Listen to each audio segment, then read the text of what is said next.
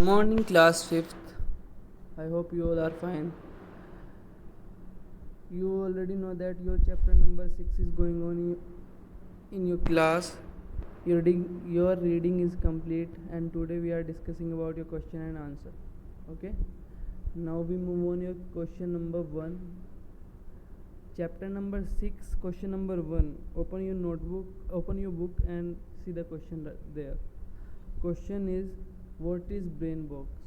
You read it very well your chapter, so you know that what is brain box. फिर भी a brain box is a box around our brain those protects our brain and it's also known as skull. ठीक है, brain box क्या होता है? एक box shape का होता है, बॉक्स शेप का नहीं होता, एक जो हमारे ब्रेन को ढक के रखता है, मतलब उसको प्रोटेक्ट करता है बाहर की चीज़ों से, उसको हम क्या बोलते हैं? Brain box. Okay, and it's also known as skull, और इसको स्कल भी बोलते हैं. ब्रेन बॉक्स को ही स्कल बोला जाता है, खोपड़ी मतलब. ठीक. Now move on to question number 2. It's your very short question answer, so it's a one liner और two liner. Question is which bone of our head is movable? हमारे सर की कौन सी हड्डी मूवेबल होती है? सर क्या होता है? हमारा पूरा जो मुंह होता है ना, उसको सर बोलते हैं, गर्दन से ऊपर का हिस्सा. If we are talking about in this chapter, तो जो सर इसमें बोल रहे हैं वो सर क्या है? गर्दन से ऊपर का पूरा हिस्सा. ठीक है, तो हमारे सर की कौन सी हड्डी मूवेबल होती है और व्हाट्स इट्स यूज़, और वो किस लिए यूज़ होती है?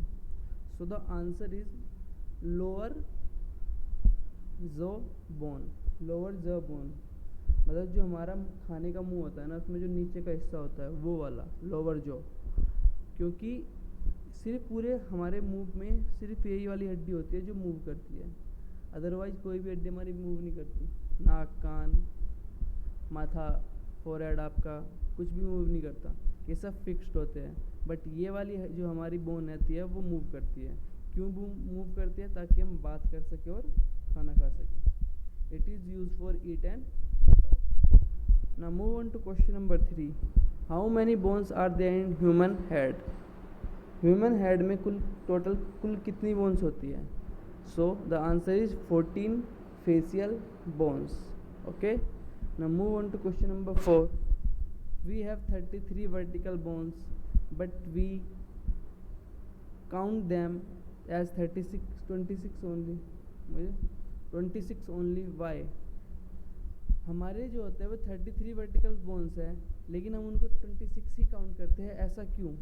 बिकॉज क्योंकि the answer is because some bones are fuse together. जो हमारी वर्टिब्रल बोन्स होती है ना, वो इतनी ज़्यादा पास होती है कि उनमें से कुछ बोन्स आपस में फ्यूज़ हो जाती है.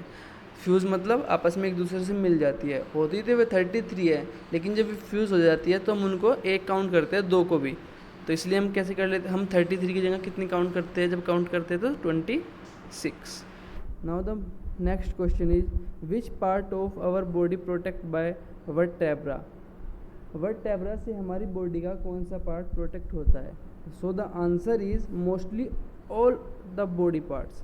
वर्टेब्रा जो होती है हमारे जितने भी बॉडी पार्ट्स होते हैं सबको ही प्रोटेक्ट करती है, स्पेशली किसी एक को नहीं करती.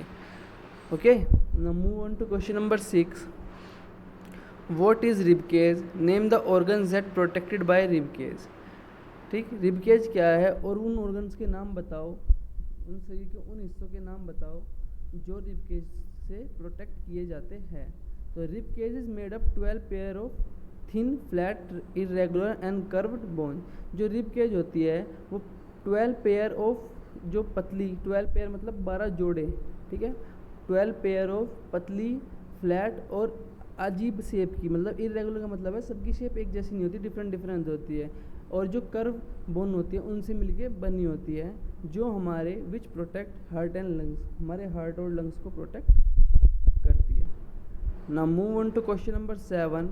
Name all joints of our body. See, so we are already discussing about all the joints in our body. The answer is ball joint. Ball joints are two types. Number one is shoulder joint and second one is hip joint. The second one is hinge joint, the third one is pivot joint, and the fourth one is gliding joint. Now move on to question number 8. Where do you find the ball and socket joint in body? Ball and socket joint we will find ball and socket joint in our body in hip and shoulder. ठीक है, इसलिए हम इनको shoulder joint और hip joint भी बोलते हैं. ठीक है, जो 2 पार्ट्स में डिवाइड होते हैं वो शोल्डर जॉइंट और हिप जॉइंट बोलते हैं, क्योंकि ये सिर्फ यहीं मिलते हैं, शोल्डर पे और हिप पर. Okay, now move on to question number 9. Give 2 examples of hinge joint. The 2 example of hinge joints are knee and elbow.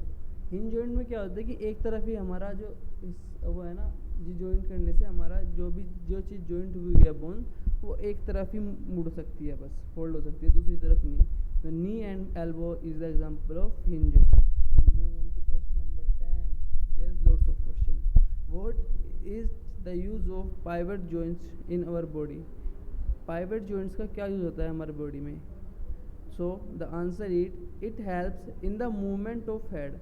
ये हमारा हेड के मूवमेंट कराने में हेल्प करती है. Now move on to question number 11. Name the tissue that joins bone to bone and bone to muscles. Okay. So bone to bone and bone to muscle.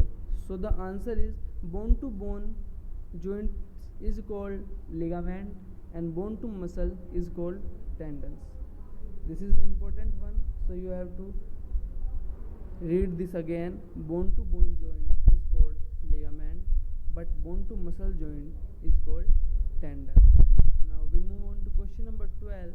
What are the functions use of skeleton? It provides support and strength to our body. जो skeleton होता है उसका क्या use होता है हमारी body में? तो जो स्केलेटन होता है वो हमारी बॉडी को स्ट्रेंथ देता है और सपोर्ट देता है. Okay, now question number 13 is how many limbs do we have? What is called limbs? Limbs are hands and legs. Okay, there are 2 pair of limbs in our body. One pair is hand and one pair is legs. So how many limbs do we have? Total limbs we have is 4, but we can say that 2 pair. Okay, now move on to question number 14. Write the total number of bones present in our limbs. Each limbs have 30 bones and each pair have 60 bones. So there is 4 limbs. So the number of limbs in our body is 30 into 4 is equal to 120, or each pair has 60 bones and there is 2 pairs of limbs. So the number of limbs is 2 pair and each pair has 60 bones. So the total number of bones in limbs is 120. Okay, now move on to question number 15. Name the longest bone and the smallest bone of our body. The longest bone in our body is femur, which is present in our thigh, and the smallest bones of our body is stapes, which is present in our ear. Okay, longest bones क्या होती है? Femur होती है, जो कहाँ present होती है? हमारी थाई में. और जो स्मॉलेस्ट बोन होती है वो क्या होती है? स्टैप्स होती है, STAPES, जो कहाँ प्रेजेंट होती है? हमारे ईयर में. Now move on to question number 16. What is the difference between bones and cartilage? Bones और कार्टिलेज में क्या डिफरेंस होता है? Bones are hard but cartilage are soft. Bones जो होती है वो हार्ड होती है, बट कार्टिलेज क्या होता है? सॉफ्ट होता है. And bones makes the shape of the body. और बोन्स जो होती है वो हमारी बॉडी को शेप देती है, जबकि कार्टिलेज क्या होता है? हमारी हार्ट्स को प्रोटेक्ट करता है. Now move on to question number 17. Explain ball and socket joint with the diagram. Shoulder joint and hip joint, आपको एक्सप्लेन करना है बॉल एंड सॉकेट जॉइंट को डायग्राम के साथ. Shoulder joint and hip joint are the example of this kind of joint. Ball and socket का example क्या होता है? शोल्डर या hip joint. We can move our hands and legs in all direction with the help of ball and socket joint. जो ball and socket joint होता है, in joint में जो जॉइंट से जो बोन्स जुड़ी होती है उसको हम हर डायरेक्शन में मूव कर सकते हैं. इसलिए हम अपने हाथ को गोल घुमा सकते हैं और अपने पैर को भी गोल घुमा सकते हैं. That's why. ठीक है, और आपको इसका डायग्राम बनाना है पेज नंबर 48 पर. आपकी बुक में पेज नंबर 48 पर शोल्डर जॉइंट करके एक डायग्राम दिया हुआ है, आपको वो डायग्राम भी ड्रॉ करना है साथ में. Okay, now move on to question number 18. What do you mean by voluntary muscles? Voluntary muscles क्या होता है? वे मसल्स जो हमारे कंट्रोल में होती है. ठीक है, उनको क्या बोलते हैं? Voluntary muscle.